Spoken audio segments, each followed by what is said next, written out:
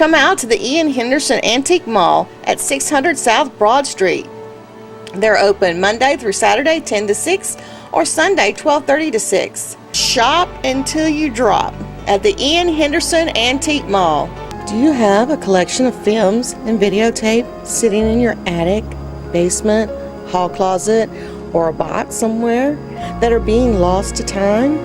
Creative artists can transfer your 8mm, Super 8mm, and 16mm films, as well as converting your VHS, CVHS, 8mm, and mini DV to DVD. Preserve your family's video history for the generations to come. Creative Artists, 1113 West Spring Street, Monroe, 770-267-7368.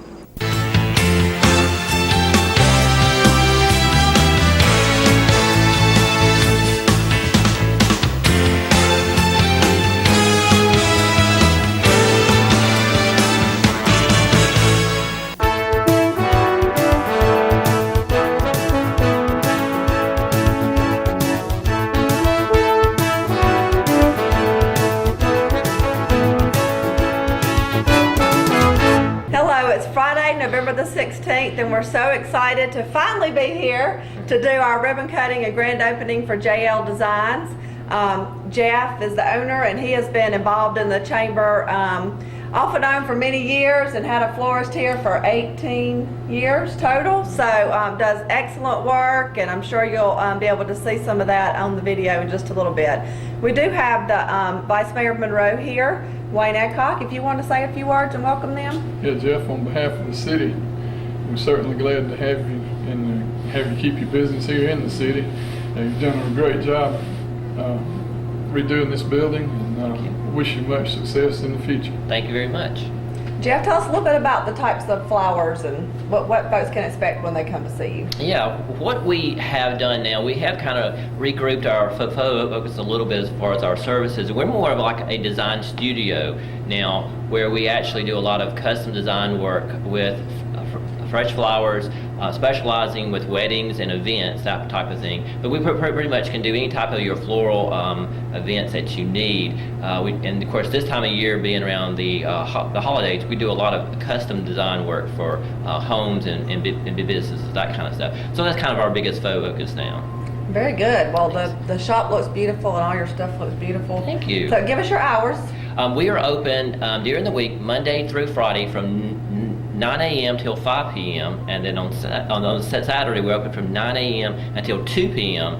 Close at 2 p.m. That way we can do our weddings and events in the afternoon. So and we're closed on Sunday. Sorry. Very good. I don't blame you. Yes. Especially after a Saturday night wedding. After Saturday night wedding, we have to be closed. Tell us your exact address.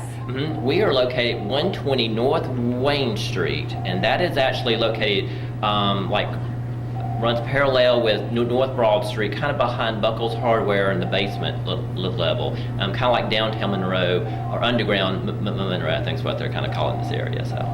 Very good. Well, the building looks great. One more thing, give us your phone number. All right, our phone number is 770-267-5061. And of course, you can also reach us always on the web at www.jldesignsfloral.com. That's a great way to reach us as well. Very good. And you can email you straight from there? Yes, there is a link to contact us and everything from the website as well. So. Very good. Do you have anybody you want to introduce? Yeah, I would like to introduce my partner, Jason Lee, and then my staff, Amber Barker. She has been with me and the floral industry for 13 years now. She's been on staff with us. And then we have Kay Parham, and she's been with us about a year now. So she's our driver. She gets to meet everyone out in the public. So yes. Very good. If you haven't picked up your buy local discount card yet, JL Designs does have a free delivery coupon on there. So make sure you give them a call and take advantage of that free delivery offer in the local area. So, absolutely. All right. Well, congratulations. You ready to go outside and cut the ribbon? Absolutely. All right. 3. Hey.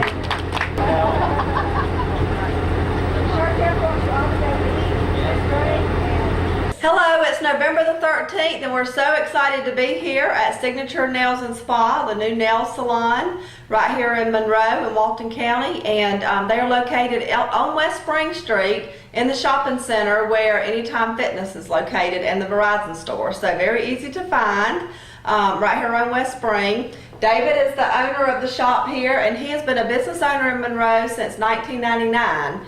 He has 2 other nail salons as well. This is his 3rd, and I must say the prettiest one of the 3. It looks great in here. He's done an excellent job, and congratulations to you, David, on such a pretty job you did here. Thank you. So, if someone wanted to call you, what would be the phone number they would call? Going to be 770-267-0037. Okay, 770-267-0037. And what are your hours? We open from 10 a.m. to 8 p.m. and we close on Sunday. Okay, so that's Monday through Saturday? Monday through Saturday. Okay, 10 a.m. to 8 p.m. Monday through Saturday. And I don't know, you guys, listen up now. I don't know of any lady who doesn't like to get their nails or their toes done at some time. So a gift certificate would be a great Christmas gift, holiday gift for anybody. So I'm sure David would love for you to stop by and make that purchase. And you ladies, if you haven't been in to see it, it's absolutely gorgeous salon, and they do a great job here. So I would definitely encourage you to come check them out. Anything else you want to say, David? No? You ready to go outside and cut the ribbon? Yes. Okay. 1, 2, 3. Yay! We want to thank Kevin Little and the Board of Commissioners. Would y'all stand, Kevin, and any of the commissioners that are here? There you are. Wave your hands or something. Thank y'all so much for being here, but we also just want to thank you for all you do to support everything that goes on in our county. We really appreciate all your efforts. We also want to thank the Walton County Schools.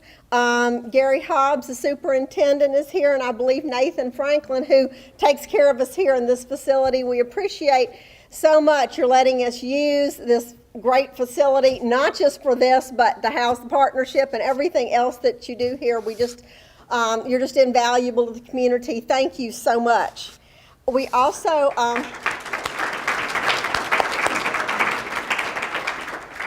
I'd like to recognize Sonia Hope, who's our Family Connection Support Specialist.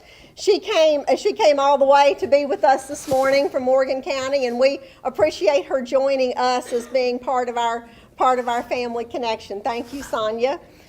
At this time, I'd like to recognize the board members for the partnership. If y'all would please stand. If you're a board member, stand or wave or something. Thank you. This is just a terrific group of people who really work hard to help make life better for the citizens here in Walton County. I'd also like to thank our staff, Dina Huff, who is probably, Dina, there you are, Dina and Rick Baker, our Family Services Coordinator, and Amy Honeywell, our Youth Development Coordinator. You'll be hearing from Amy in just a little bit. We just appreciate so much everything that y'all do. Next, I'd like to introduce Terry Womack from the Chamber of Commerce. If you'd come up, Terry. Thank you. Good morning. We appreciate being able to partner with the partnership on this initiative. We began this last year, and in the past, they did the legislative breakfast. We coordinated the individual sessions, and so Dina and I decided to combine that last year, and I think it works out great for everybody not to have to be at two different dates and 2 different places. So we appreciate being able to partner with y'all, Dina, and thank you for all y'all do for the community.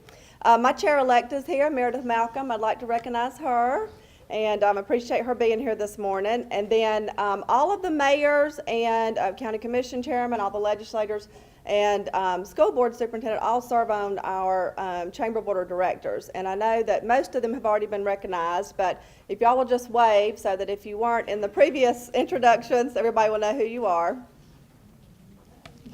Very good.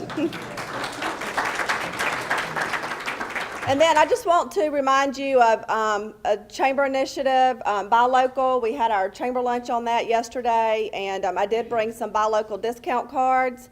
There are discounts all over the community. There are 12 different discounts. The cards are good until December 31st, and I have a couple of handfuls over here, so please come see me afterwards and take them. And you students can take them as well. There's 15% off Zaxby's. I'm sure that y'all go there quite often. So, and that can be used as many times between now and December 31st, so it's not a one-time use. And just remind you as you're doing your holiday shopping that, you know, to choose, you can make a choice to buy local, and we hope that you will do that. So thank you very much.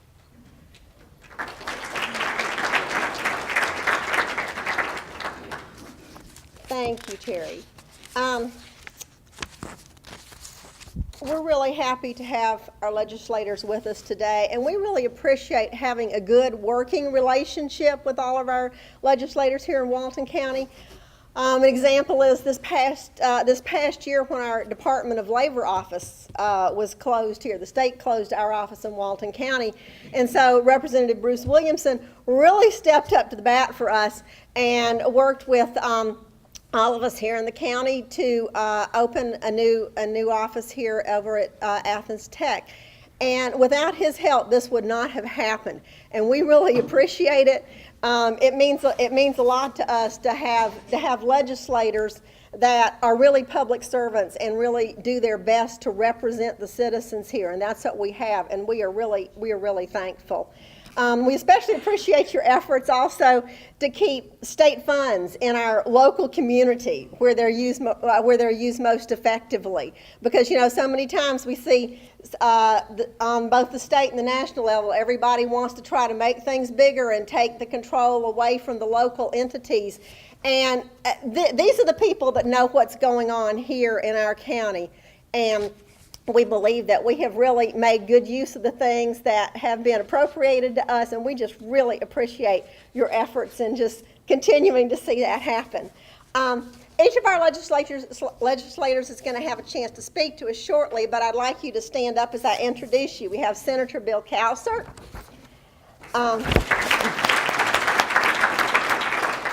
We have Representative Tom Kirby. And Representative Bruce Williamson. Our other two senators, who are Rick Jeffries and Burt Jones, they're sort of in a transition period of redistricting here. Both had previous engagements and were not able to be here this morning. But we just thank y'all so much for coming. I'd like to ask Senator Cowsert if you would start. We just want to hear. Oh, you're going to let Tom start this morning because you're the newest one. Okay. So if you would come, and when he gets through, if you'd come on up here, and then Bruce, if you would just follow. Thank you. Well, good morning. It is different. We normally let the senators start off, so I, being the junior member, though when Burt comes aboard, I won't be junior anymore, just on the House side of Bruce. He's our long-term statesman compared to my term. So, but it is nice to be with you. I'm going to let these guys tell you a little more about some of the details, maybe the budget and some of the fun things that'll be going on. Just want to give you a couple of things. One of the things I've been working on for Walton County this summer, started really during April and May.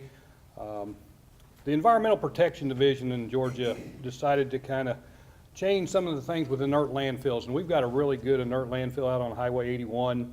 If you're not familiar with it, they do a great job with the yard waste and recycling, and they called me and said there's a problem with some regs they're trying to put in. And there's actually some stuff that was the General Assembly took out of a House Bill 274, said this was not what we need to do. And when I met with EPD, they told me at 73-acre landfill, their permit, starting with getting the PE in there and everything else, would be about $400,000. They get $57 for a tandem dump truck load of yard waste. That math just doesn't work. And so we're not going to be on EPD's Christmas card list this year, I can assure you that.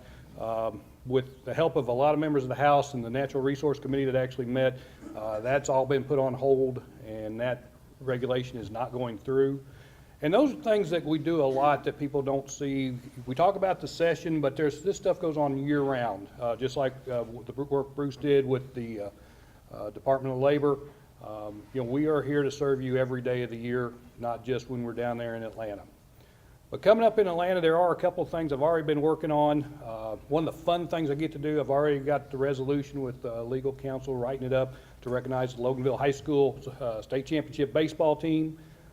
Those are always nice to be able to do that, and we really enjoy it and being able to congratulate especially the students. The other little bill I've got working on right now is with the window tinting law. And law enforcement know there's a lot of vehicles out there that are illegal. Matter of fact, once you know what the tint looks like, you can probably recognize it real easy. Turned out I bought a car for my daughter that was from a reputable car dealer in the county that was darker than allowed in Georgia. So after paying that and finding out, I think Where's got a little bill that says they need to be able to put a number on there so when you buy that car, you know if you're buying something that's legal on the roads or not. So those type of little things we're working on. I've got two important bills that I think are very important. One is we're working on one that's going to reinforce our status as a right-to-work state, to help counter some of the things we're seeing out of Washington and NLRB, to give our businesses something that they can put out there and make sure people understand what that means for their employees to be in a right-to-work state. I think that's very important. And then one of the biggest things, working with Chairman England up in Barra County and Georgia Right to Life, hopefully we're going to have a nice bill that's going to ban the animal-human hybrids, where they're mixing human cells and animal cells. Just don't see that as a positive thing. When they put human embryos in jellyfish cells to make a glow-in-the-dark embryo, I don't see a need for that. And we've got a bill where we're trying to, without killing good research that we want that doesn't destroy life, to get rid of stuff like that just kind of Frankenstein science. So that's some of the things I've been working on, and looking forward to getting down there and looking forward to today to learn more what's on your all's mind. So, Bruce, you next.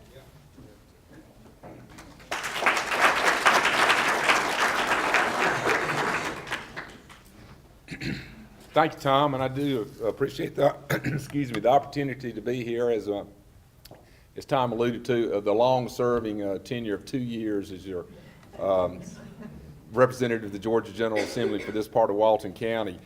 We made a lot of recognitions of all the service in the room, but I wanted to circle back and ask Commander Bobby Boss if he'd stand. Let us give him a round of applause for the many years of service he's given our county.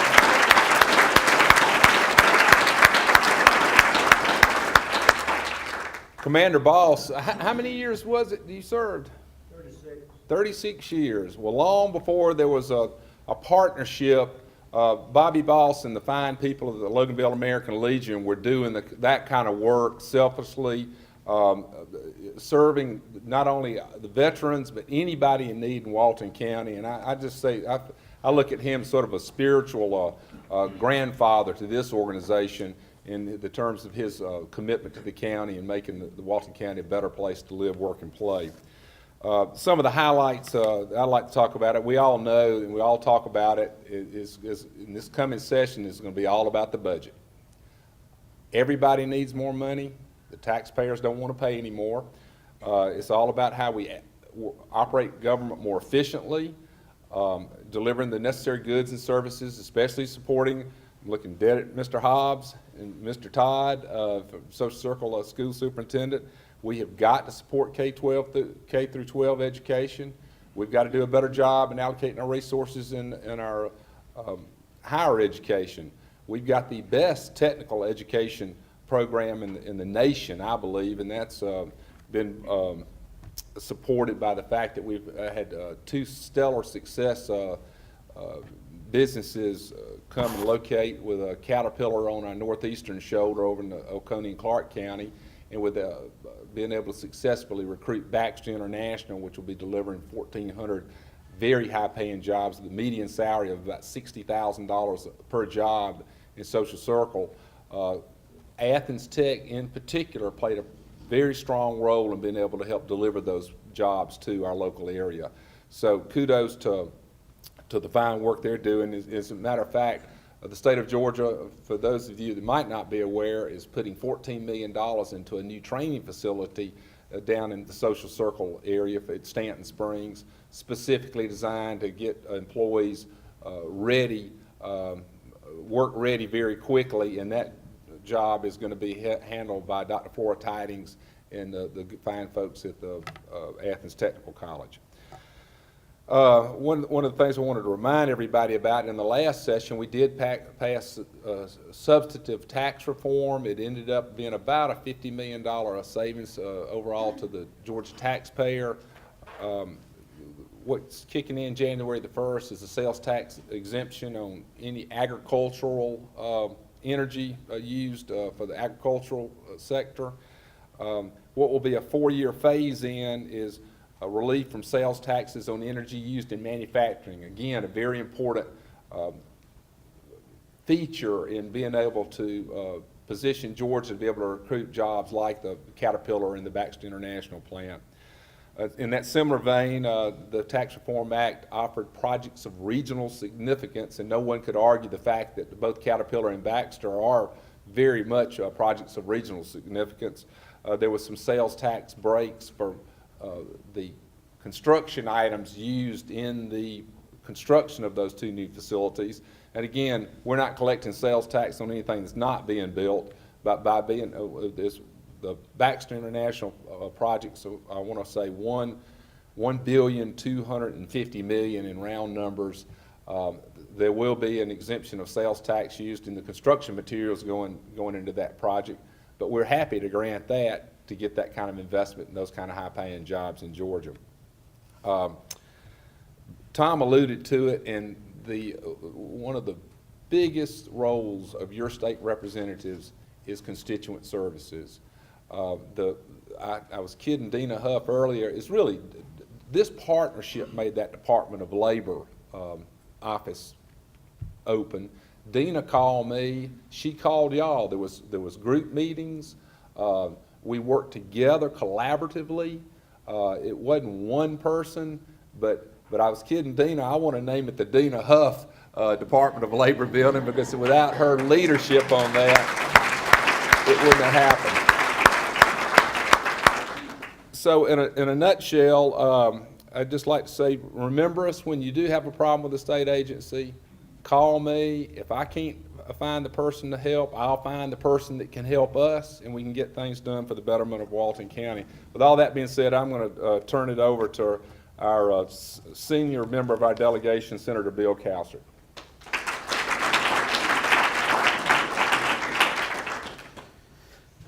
Morning, everybody. I thought I might just sort of tell you a little bit about what we do when we go over to Atlanta to the legislature, because a couple of years ago I spent some time talking about the budget process, really how that works, how it starts and works through the legislative process. And you know, afterwards a lot of people came up to me and said, wow, that was really enlightening for us. We keep hearing about the budget but don't know how it works. Well, then I got to thinking, you know, y'all see us at these events, and we can tell you what kind of legislation we think is going to come up and get your input, what you think about the laws that are being considered. But you know, do you really know what we do when we get in our cars and drive over to that Gold Dome every day? It's a 40-day session. Now, let me tell you, they do math a little different over in Atlanta than they do back here. This 40 days always starts the second Monday in January, but it never gets over till the end of March. Now, you know, there's not but 30 days in a month, so you got to figure that out. How did it take us 3 months? Those days are when you are in session, when you're actually on the floor of the House or the Senate considering business. A lot of the days we spend in committee meetings and dealing with other issues, and some days you have days off to go back to your districts and take care of the constituent relationships that Bruce is talking about and different concerns that are coming up, and your own business. Because we have a citizen legislature, it is a part-time job. All of us have full-time jobs that we do, and that sort of it makes you juggle things in life to do that, because you're trying, you know, I'm a lawyer, I've got to go to court and take depositions and meet with clients and things, and then certain days I have to come meet with constituents like this, or I have to go meet in a committee meeting, or during those 40 days we're in Atlanta, we might be in legislative session, so you're kind of juggling each thing. It makes it hard for you to focus your attention totally on passing laws or taking care of your constituents. But it makes you better at it, because we have a broad cross-section of people in all walks of life that serve in the state legislature, and each of them brings to the table their own experiences, their own expertise, their own knowledge of certain areas, whether it be education or healthcare or law or insurance or real estate. Just different people come together so they realize how these laws impact our real life, and it makes us more effective, in my opinion, to have citizens that do this on a part-time basis. So what we do when we go to Atlanta, I'll just give you a little a day in the life type thing. I have lots of youth groups will come to the Capitol, and Leadership Walton will come, and people, and I like to tell them sometimes I'll take with me my calendar. I get my secretary every morning to print out my calendar. Actually, the evening before, she'll print out the next day's agenda for me, what I have to do. And here's a typical, we're going to call it a Wednesday in the state capitol during session. Bruce and I are in the Legislative Prayer Fellowship. We meet every Wednesday morning, 7 o'clock in the governor's conference room on the first floor of the Capitol. It has House members. Tom, we're going to get you there this year too. House members, Senate members, some people from the executive branch, and men, women, Democrats, Republicans, none of that makes any difference. And we might have anywhere from 15 to 30 people there on any given week, and we'll have a devotional. We take turns, prayer request, and it's just good Christian fellowship there. And that's good to keep you grounded, keep you based. But that's always on Wednesday mornings. Some mornings there might be a breakfast. You might have the FFA people come through, or the Farm Bureau, or a youth group, or any of your organizations that you work with might be having some kind of breakfast, and we'll, generally speaking, have some kind of breakfast like that in the mornings. Your day never starts after 7:30. You're usually up and going by then. And after that, and on the Republican side, we have what's called our Republican caucus, and that's all the Republican senators, and we have a meeting together every day. And we go over the agenda for the day, what bills are going to be on the calendar that'll be voted on that day. Somebody reports on them, describes them. If we have questions, we ask about it, so that you know what's coming up for a vote before you go up there. And I have a little checklist. They have a little written summary of them, and I'll either have a check mark if I'm voting for it, an X if I'm against it, or question mark if I hadn't made up my mind. I'll wait to hear the debate on the Senate floor and then decide how I'm going to vote on it. But we meet together, and you develop friendships, and you discuss the business of the Senate and what's coming up on the calendar that day. And that's usually at about 8 o'clock, and it'll get done at 9 or 9:30. And then at 10 o'clock each morning, we begin our legislative session. That's when you start. And that happens just for those 40 days. So it's not every single day, but most weekdays while we're in session. And you go there.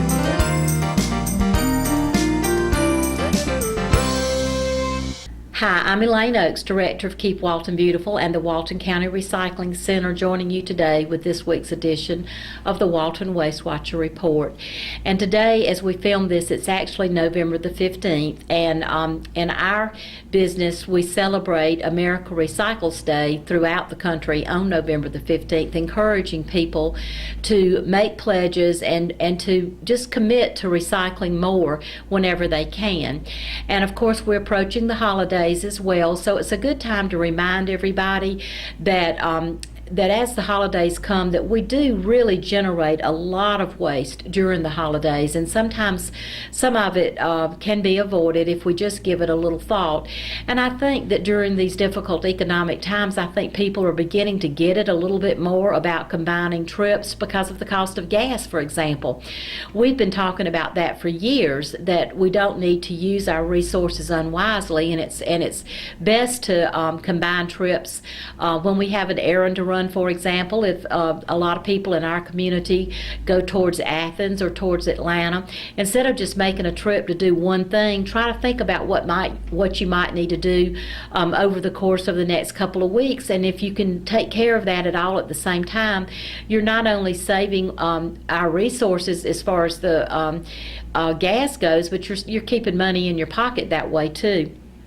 And we encourage people to think, and give thoughtful gifts, that can be used or reused, or even green gifts. Sometimes people will give baked goods and things like that, and I'm certainly not trying to say that you shouldn't go out and buy something, but a lot of times we buy things that just are there, enjoyed for a day or two, and then, especially with children's gifts, they use them and then they toss them away. So we just need to think a little bit about what we're doing. I also encourage people to buy locally whenever they can. I always believe in that, because that is what helps keep our county at the local level, supporting the merchants here. We like to have things here in our community. Gift certificates are always nice to restaurants and things like that, and we're so lucky that we now have some really nice restaurants in our county. So I just think we need to do as much as we can within our own communities at any time we can. So maybe I've just given you something a little bit to think about. We are going to be talking next week. What our America Recycles Day event will actually be completed when you actually view this. But what we're doing again this year is we're going to be recycling tires, and we're letting people bring in up to 5 tires for half price. And hopefully that'll help some people. Our chairman, Kevin Little, and Public Works Director Steve Chandler and I talked about this, and it is a costly venture, but we wanted to do something to help the citizens and also give them an outlet to, dispose of tires properly. So we will be doing that, and we're also initiating a cooking oil recycling, and that'll be an ongoing thing. But we will be kind of kicking that off on the Saturday, November the 17th. So if you have any questions about any of this, please give me a call at 770-267-1421. And I want to wish everybody a wonderful Thanksgiving. Thank you.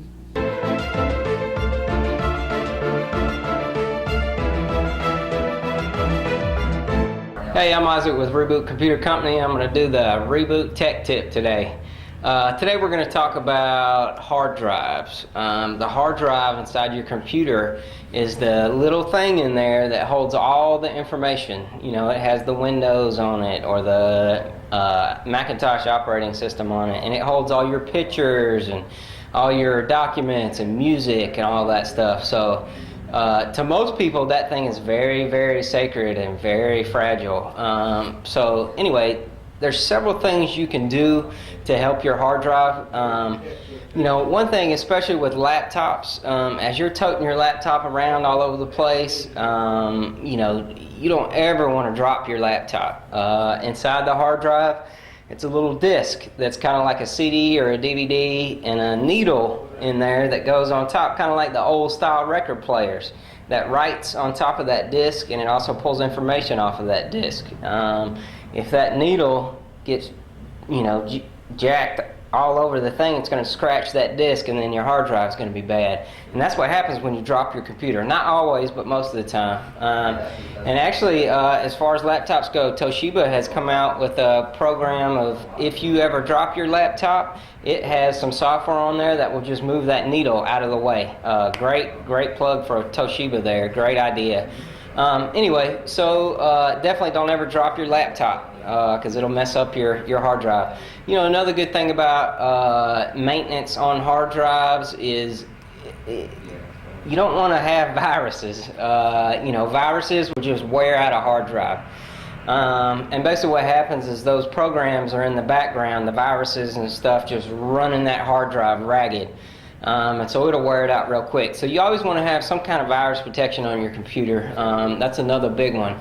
One other thing about hard drives, it's a common misconception that the more stuff you have on your hard drive, the slower it will go. That's just not the case.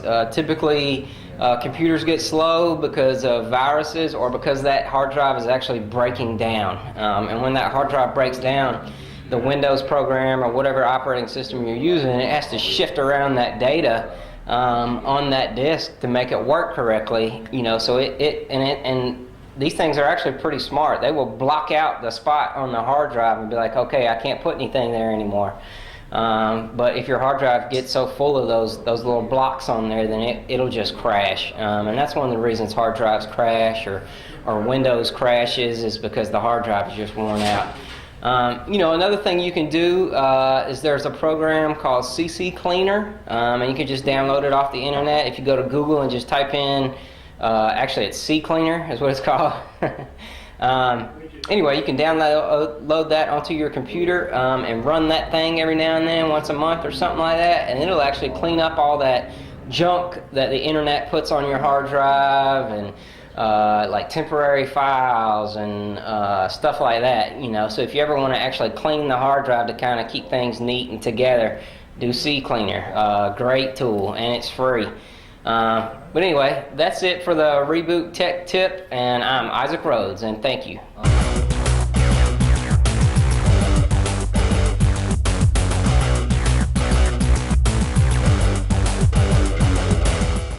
Hi, this is Jody Johnson here with the Recreation Report. I'm proud to announce that we have a new record of the number of basketball players that have signed up for our programs. We have around 1,200 kids that are participating in our basketball programs, more than we've had in the past. Normally we're around 1,000 kids, so this year a lot of kids are coming into our community centers and ready to play. We'll begin our games the first Monday after Thanksgiving, so good luck to all those basketball teams. Right now they're in our gyms and practicing, getting ready for their upcoming season. Which brings me to another point, is that a lot of our programs are, there's limited number of spaces for our aerobics programs, for our Zumba classes. So if you're interested in getting in one of those classes, you may want to sign up early because of the limited space. We're having to use our community rooms and some of our activity rooms, which are not quite as big as the gyms, of course. So if you're wanting to get into those, please call in advance and try to sign up. We welcome you to come up to the community centers now with the weather getting colder. We invite you to come to the community centers. Again, it's a great deal, around $2 per week per family for you to sign up, and look forward to seeing you there. Also want to ask a favor. I know a lot of you have community watches, neighborhood watches in your communities. We ask you to please take some ownership of your local parks. If you see anybody that's doing anything they probably shouldn't be doing in our local parks, please either call our office or better yet, call 911 to let them know that someone's in your park. We've had a few acts of vandalism in a few of our parks where, kids are wanting either a Gatorade or a candy bar or something like that, and they're doing damages to our parks. So if you could please help us out there. If you know of anybody that's done that, please call our office at 770-266-1680, and we enjoy having some of the nicest parks in the state of Georgia for you to enjoy, and we want to keep them nice for you. So until next time, thank you very much.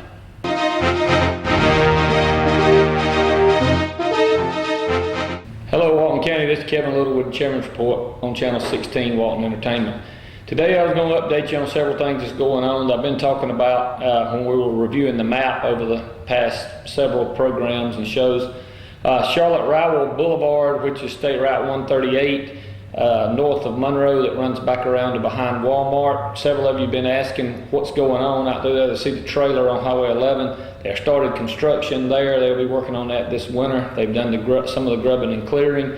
They'll be putting pipes in and probably won't do much asphalt work until the spring, but there is a possibility they could get some done. That'll be a good relief from the traffic congestion on north of Highway 11 and north of Monroe. That'll give you another option to go. I know several of you have probably been caught on the 138 that backs up all the way back out to 78, and this will give you an opportunity to turn right and at least go around it if you get around there and see it's backed up. Also, I want to talk to you on Bowl Springs Road at State Route 81 and in Bowl Springs. There's going to be a roundabout put in there. Had the public hearing on it yesterday, and looks like everything is a go for that. It'll be started on here in the next several months.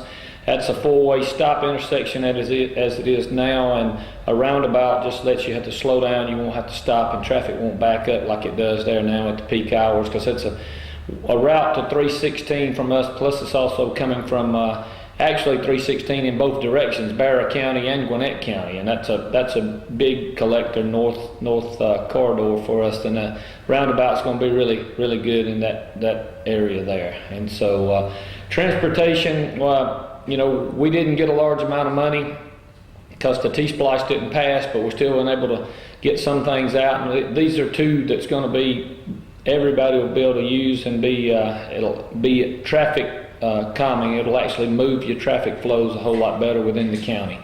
If you have any questions or concerns, please give me a call at 770-267-1301, and until next time, I'll see you then.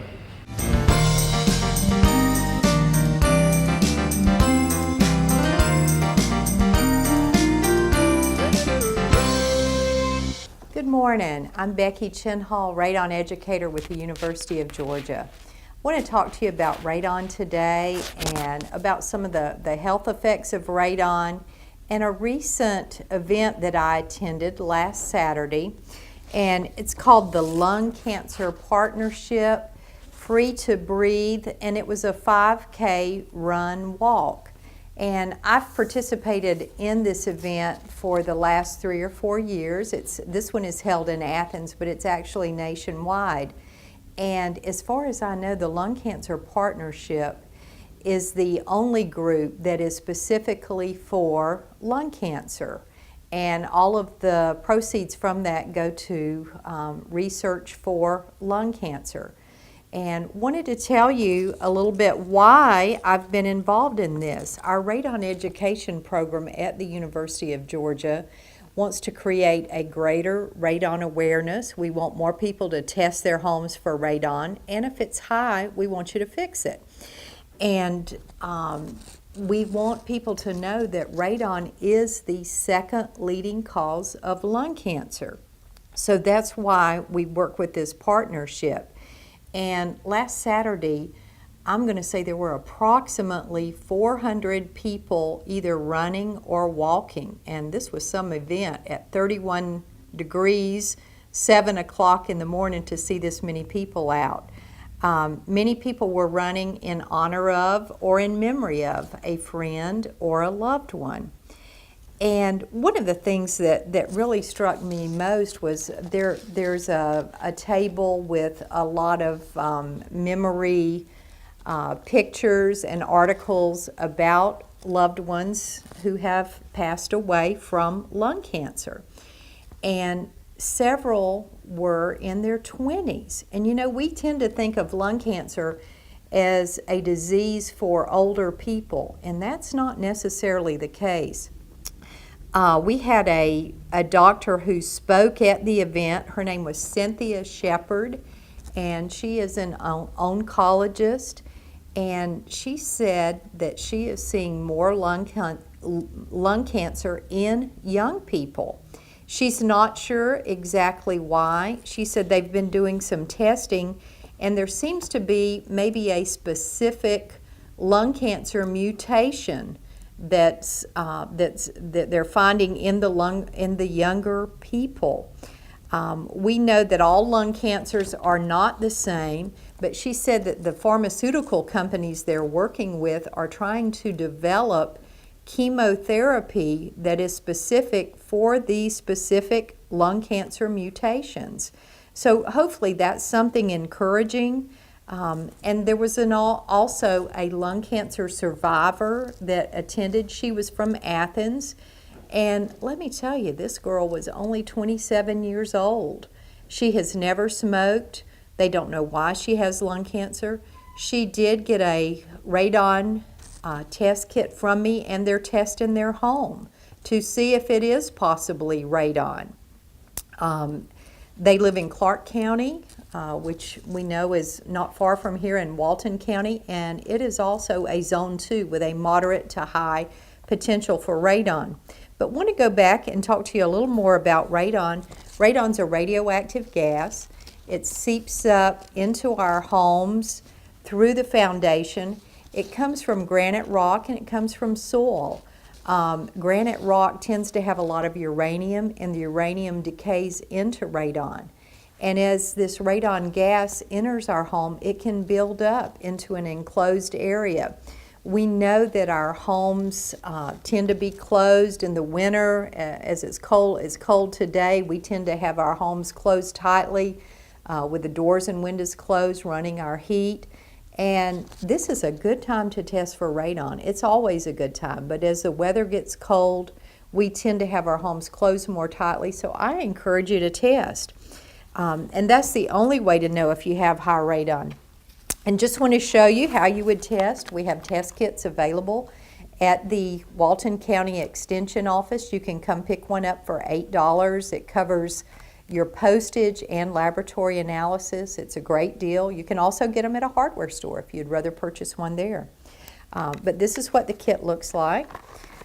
It comes with a filter an air filter that you insert in the opening. It has charcoal particles inside that absorb the radon in the air. So all you do is hang this in your living room or your bedroom for 3 to 7 days. While it's hanging, it absorbs any radon in your home. After you're done, you're going to throw the filter away, peel off the tape, seal your test kit. It's postage paid, drop it in the mail, fill out your name and address on the back, and you'll get your results back in about a week with your radon test result. 4 or above is high. It's never going to be 0. If it is high, I'll talk to you and tell you how you can fix it, usually with just a change in your ventilation system. A vent pipe with a fan usually takes care of the problem. At the event, I handed out these radon backpacks, and this is a previous winner of the Children's Radon Poster Contest. And I talked about this last month, the Radon Poster Contest. The deadline was last week. We know we've got some very good entries from Georgia. I checked this morning. I don't have any results to tell you yet, but I am anxiously awaiting. We hope to have some students from Georgia who've placed in the National Radon Poster Contest, but we should know in about 10 days. All the middle schools were targeted with the radon information for the poster contest, so I will be talking to any winners that we may have, and again, I'm very hopeful that we'll know something within a week or so. Back to radon and the lung cancer. Just want to tell you that radon is the second leading cause of lung cancer. It is the first leading cause of lung cancer among non-smokers. Overall, 160,000 people die each year in the United States from lung cancer. That's all lung cancers. Radon-induced lung cancers are 21,000. That's 21,000 each year. And that's approximately 13 to 14% of the 160,000. The third leading cause of lung cancer is secondhand smoke. And that's estimated to be about 3,000 deaths each year. And I know we don't like to talk about this, but we need to know. We need to know what causes lung cancer and what we can do about it. When someone has lung cancer, this is from cellular damage. It's from a mutation in the DNA of the cell. And as we said, radon is a radioactive gas. And this radioactive gas has alpha particles that are very high bursts of energy that can penetrate the mucous membrane lining of the lungs. And then these little bursts of energy, the alpha particles, can cause a break in the DNA of the lung cells. And when this happens, a mutation can occur, and then that's where the lung cancer starts and grows. So we want to reduce our radon exposure as much as possible, and the only way to know is to test. We encourage lots of people to test for radon. Again, at the Lung Cancer Partnership 5K, that was just an excellent way to reach out. And I encourage you next year. We're going to have it again in Athens at Sandy Creek Park in November. If you would like to participate, it's a great way to remember a loved one or someone you know who has lung cancer, and to help with the fight against lung cancer, and to help create greater radon awareness. So please come by and see me if you haven't tested your home at the Walton County Extension Office and pick up a radon test kit. Thank you so much. Have a great day.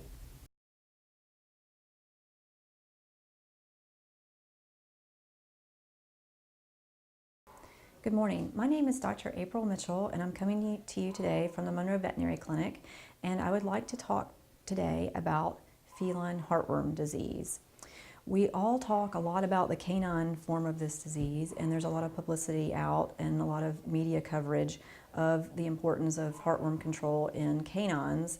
But we don't really talk about the feline aspect of it very much. And cats are just as susceptible to heartworms as dogs, and they present with a little bit different clinical signs, and they are affected by the disease differently. Both cats and dogs acquire heartworms from mosquitoes, and the mosquitoes carry the larvae of the heartworms. And in the United States, there's a large percentage of the mosquitoes that unfortunately carry these larvae. And how the mosquitoes get the larvae is by biting affected dogs. So they bite the affected dogs, they acquire the larvae, and then they bite other dogs and cats. And when they bite into the animal's skin, the larvae are transmitted into the skin. And in cats, they migrate through the skin into the arteries and veins, and then they end up in the lungs and occasionally in the heart. And this whole procedure takes about 3 to 4 months. So 3 to 4 months after your cat is bitten by a heartworm carrying larvae of a mosquito, they can show clinical signs. And what we worry about with cats is their heart is very small, and I have a little heart here, and the heartworms are pretty big. They're 4 to 6 inches in length, and so as you can see, just 1 or 2 heartworms, if they do lodge in the heart of a cat, can be extremely detrimental and often result in sudden death of your cat. Now, saying this, the cats luckily are very good at fighting off heartworms with their immune system, and they can attack their immune system will attack the adult and the immature larvae. But unfortunately, when this occurs and the heartworms to die, it causes severe inflammation, and that inflammation is around any structures that the heartworms are touching. So it's the pulmonary vessels, the lung tissue or parenchyma, and the vessels of the heart. So when this occurs, the inflammation from these dying organisms results in coughing, sneezing, oftentimes vomiting. It can result in weight loss. Asthma-like signs are the most common, and unfortunately it can also result in sudden death. And this does occur more often than we initially thought. Oftentimes when cats suddenly die, and we aren't able to do necropsies to figure out what caused them, but they are trying to do more studies across the United States and realizing that a lot of these sudden deaths are actually a result of heartworm infections. And in cats, we like to call it heartworm-associated respiratory disease, because it's much more of a disease of the lungs of cats than it is their actual heart. So a lot of people think, well, you know, my cats are indoors only, they don't ever go outside, how would they ever get heartworms? Well, unfortunately, mosquitoes do come into our homes, our houses, our indoor areas, and they prefer higher temperature mammals, and cats and dogs have a higher body temperature normally than humans. So you might not be being bitten by the mosquitoes, but your furry friends probably are. And when this occurs, that's when the heartworm transmission is taking place. So unfortunately, the treatment in cats for heartworm disease is not at all as safe as dogs. We don't really have a very safe treatment. What we really have to do is treat the clinical signs, which involves antibiotics, anti-inflammatories, and bronchodilators.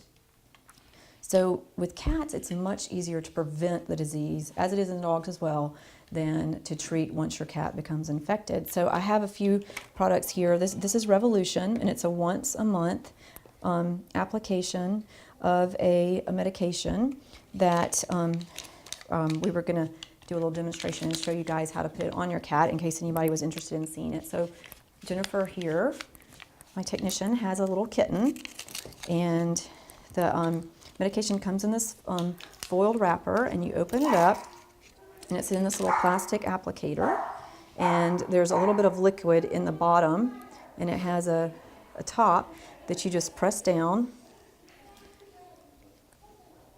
which is supposed to be very easy. Press down to break the seal, just like that, and then you unscrew the top, and you just part the hair on the base of your cat's neck, and then just gently apply the medication. And this medication is absorbed into the skin and then circulates in the bloodstream, and it prevents heartworms. It also prevents hookworms, roundworms, and ear mites and fleas. So this is a really good all-around product, and it is the one that we do recommend the most to help prevent heartworm disease in our kitty friends. And it comes in all different sizes. This is the 0 to 5 pound, which is what we just applied to our little kitten here. And then we have the 5 to 15 pound, which most cats are pretty much in this weight category. But then if you have a really big kitty, like I do, you want to use the 15 to 20 pound dose. So if you have any questions or anything, please feel free to call us, and we'll be glad to answer any questions for you. Thank you very much. And don't forget your cats and heartworm disease. Thank you.